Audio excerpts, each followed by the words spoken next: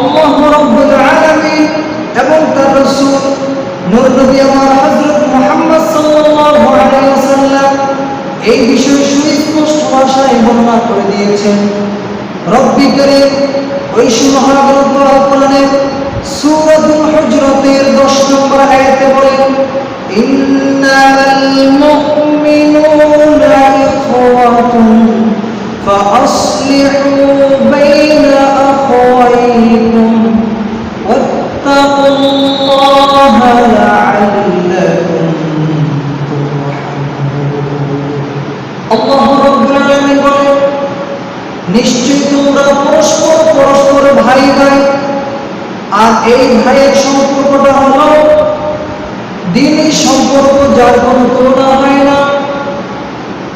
তারপরে আল্লাহ রাব্বুল আলামিন বলেন, ফাআসলিহু বাইনা আখাওয়াইকুম, যদি তোমাদের মধ্যে কোনো ঝগড়া ফাসাদ হয়ে যায়, মন কালিমতা তৈরি হয়ে যায়, তোমরা তার সাথে সাথে মিটিয়ে ফেলো, সংশোধন করে ফেলো, ইসলাহ করে ফেলো।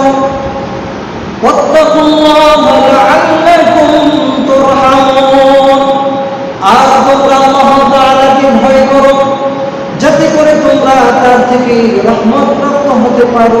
সুবহানাল্লাহ। শুধু তাই নয়, আল্লাহর নবী সাল্লাল্লাহু আলাইহি ওয়াসাল্লাম হাদিসে মুবারকের মধ্যে ইরশাদ করেন, আল মুসলিমু আখুল মুসলিম, অর্থাৎ একজন মুসলমান অপর এক মুসলমানের ভাই। তাদের আচরণটা হবে ভাইয়ের মতো, আন্তরিকতা ভালোবাসায় তাদের মধ্যে থাকবে পরিপূর্ণতা।